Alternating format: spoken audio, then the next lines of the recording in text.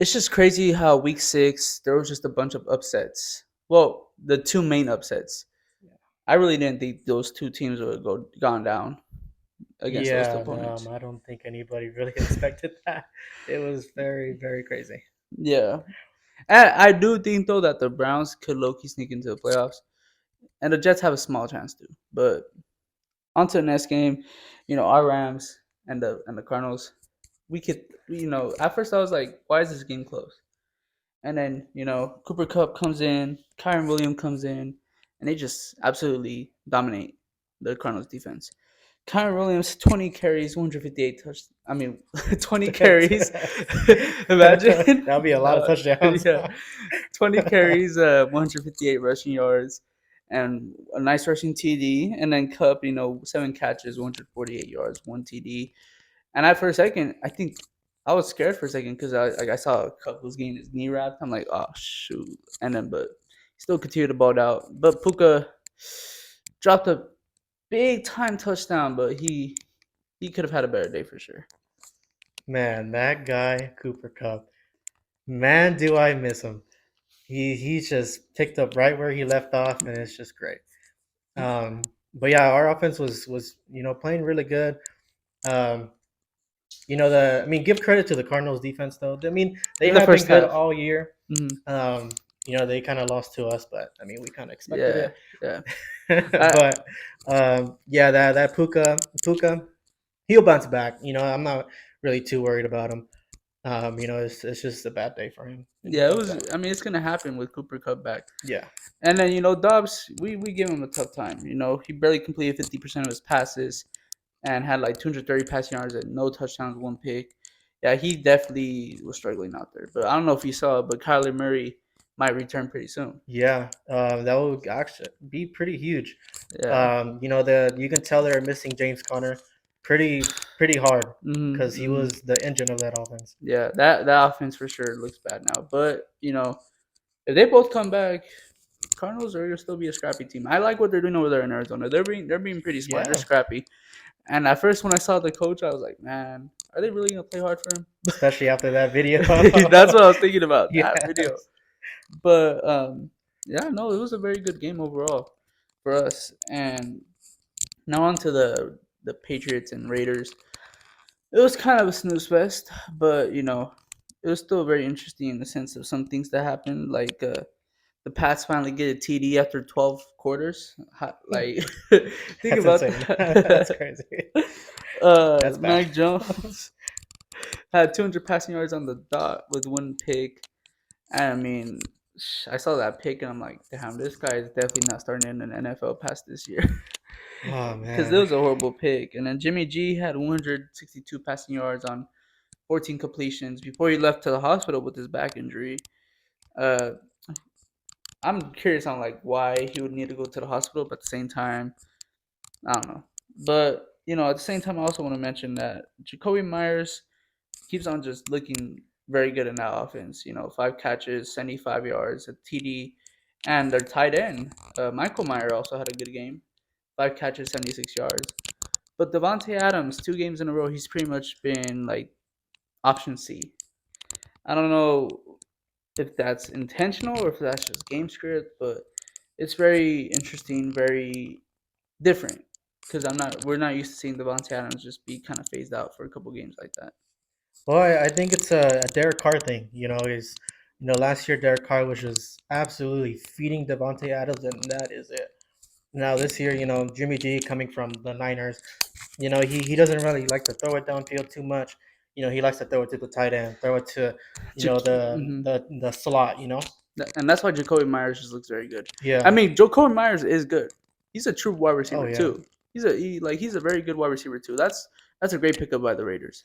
Oh yeah. The Pats can use a wide receiver like Jacoby Myers. Bro, it just hit me like Yeah, it actually I just hit just me don't right now. understand. I just don't understand the Uh, Patriots and why they let him go, but they're kind of oh suffering from man. that. But yeah, and I mean that's pretty much it from that game. I think the Patriots are for sure in the Caleb Williams sweepstakes though. Yeah, it's not looking pretty. I mean, You know, Ramondre's there, and he's their best player, but they're just not using him.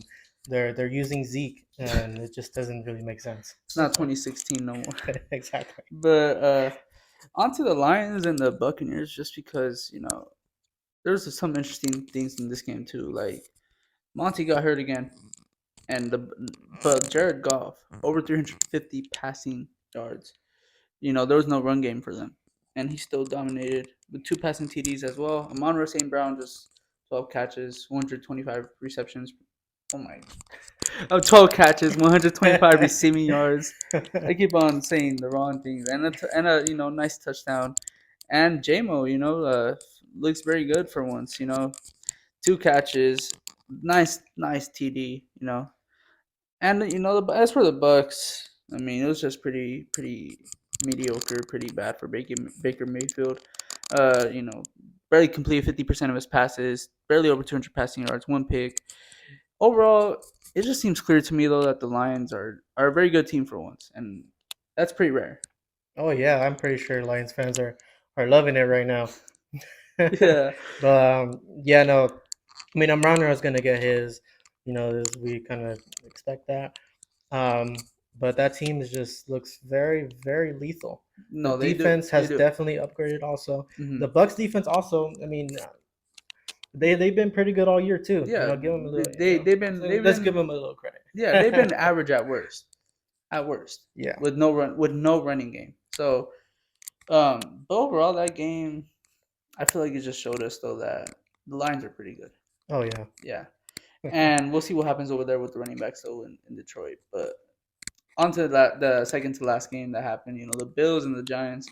That's a very interesting game. That was a very close game. I didn't expect it to be close. I honestly thought the Giants were gonna get their backs blown out, like big time. That's an interesting way to put it. No, yeah, but I mean, come on, bro. Like they I they mean, that is had, true though. We kind of did yeah, expect that. yeah.